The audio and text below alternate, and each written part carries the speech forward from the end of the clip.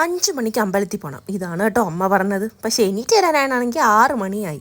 പിന്നെ എങ്ങനെയൊക്കെയോ കുളിച്ചൊരുങ്ങി വേഗം ഇറങ്ങി വന്നപ്പോഴത്തേക്കും കുഞ്ഞുട്ടൻ്റെ നന്തപ്പനെ എത്തിയിട്ടുണ്ടായിരുന്നു. അച്ഛൻ കാറെടുത്ത് ഇറങ്ങി, അമ്മ കൂടെ ഇറങ്ങി. പിന്നെ പോളെ തൊട്ടുന്ന അനീഷണനെയും പിക്ക് ചെയ്ത് ഞങ്ങൾ നേരെ പെട്രോൾ അടിക്കാനായിട്ട് പോയി. എൻ്റെ ചാനൽ കാണുന്ന ഒരുവിധപ്പെട്ട ആൾക്കാർക്ക് അറിയാം ഈ പെട്രോൾ പമ്പിൽ നിന്നായിരിക്കും മിഠായി കിട്ടുന്നത്. അങ്ങനെ അമ്പലത്തിൽ ഉത്സവ പരിപാടി തുടങ്ങിയിട്ടുണ്ട്. ഇന്നാണെങ്കിൽ പൊങ്കാലയാ.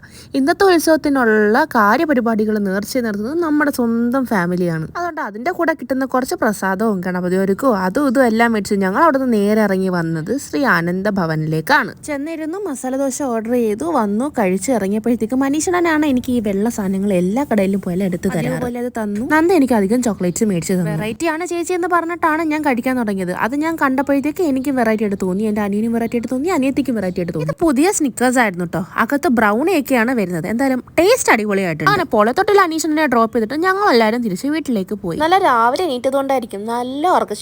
വീട്ടിലൊന്ന് എത്തിയാൽ മതി എന്നുള്ളൊരു ചിന്തയിലായിരുന്നു. അങ്ങനെ വീട്ടിലെത്തി കുറച്ച് കഴിഞ്ഞപ്പോഴത്തേക്ക് അനിയനെത്തി തിരിച്ച് അവരെ വീട്ടിലേക്കും പോയി.